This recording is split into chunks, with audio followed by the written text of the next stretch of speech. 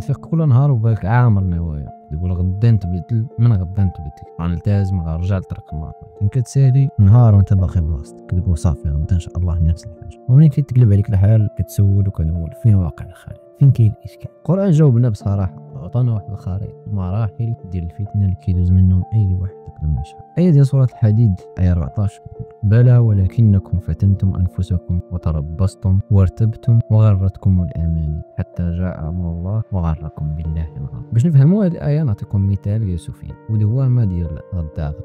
سفيان واحد المتداول ملتزم فوق الورقه كيكون ملتزم. اول خرق صغير الخطه قال عليه غير هذه المره، من بعد بدا كيتفرج قال صافي دابا انا غلطت اجي نتسنى اشارات اكثر. ما تعرف خساره خفيفه دخلات الشك.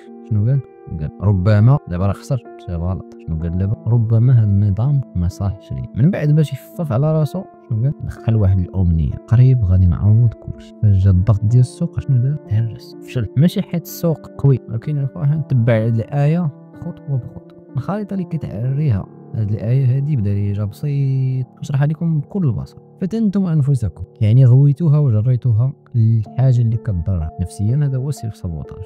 كتقلب على واحد الراحه النفسيه، واحد الراحه سريعه، واخا من بعد تخلص عليها. يعني كدير واحد غلط ايرور تختار واحد القاعده كدير شي حاجه ماشي هذيك. وتربصتم شنو هو تربصتم؟ يعني وقفتي وكتسنى واحد الظروف اللي هي مثاليه. يعني باغي واحد الوضوح ديال 100% قبل الفعل. الوضوح الكامل ما كاينش في الدنيا. وارتبتم شنو شكيتي في الحق وفي النظام وفي النتيجه. باش ترتاح كتشكك في داكشي اللي كان واضح. وغرتكم الاماني تعلقتي بواحد الحلم اللي كتعلق بواحد الحلم اللي طويل بلا خطوات، حلم بعيد، واحد الامل كاذب هاك حتى جاء امر الله وغركم بالله الغرور. هنا كيجي الشيطان كيطمئنكم بانكم غادي بلا توبه بلا تغيير. نفسيا هنا كتعطي لراسك واحد الرخصه باش تعاود نفس الغلط. الفتنه راه ما كطيحش فجاه، كتبنى بواحد السلوكات صغيره انت ما كتوقفهاش في البدايه. وهذه الايه هذه شرحات كلشي خطوه بخطوه. هنا فين كتخدم عليك النفس. هاد النفس فين كتخدم عليك تخرق القاعده مره، وباش تحس بالتحرر كتاجل التطبيق حتى نكمل الكورس حتى نلقى وقت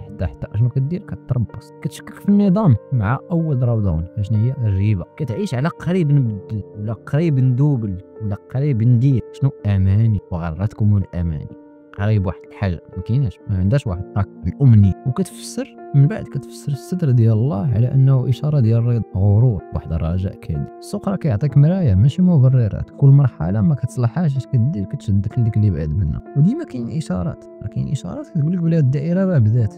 الاشكال انك فاش كتخرج منها راه كترجع دائره هي. والاشاره ديالها كما قلت لك دابا هنا راه واضح. واخا هاد السيجي شويه معقد راه حاولت نشرحو بابسط طريقه. غتعرفها ملي تقول غير هاد المره، ولا ملي كتضيع بزاف ديال الفرص حيت بقيتي كتسنى اللحظه المثاليه، ولا ملي كتقلب انك من بعد كل خساره كتشكك في كلشي، ولا ملي كتحلم بزاف وكتابليكا شويه. الا لقيتي هاد الاشارات عرف ان بلي الايه راه كتوصفك ماشي غير في كتاب ديال التفسير وانما كتعيش ما كنتيش عارف. ممكن تقطع من الاول، سد الباب ديال قطع الفتنه من الاول، سد الباب ديال غير هاد المره، ولا قتل التربص ديال خطوه صغيره خير من واحد الخطوه كامله.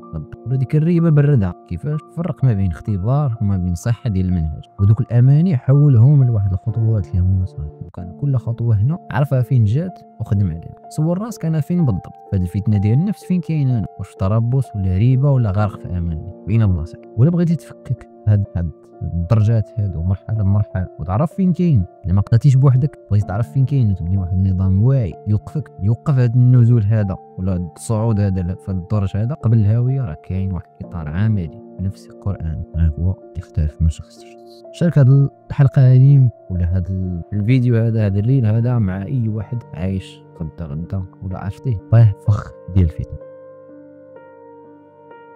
اللهم يستر.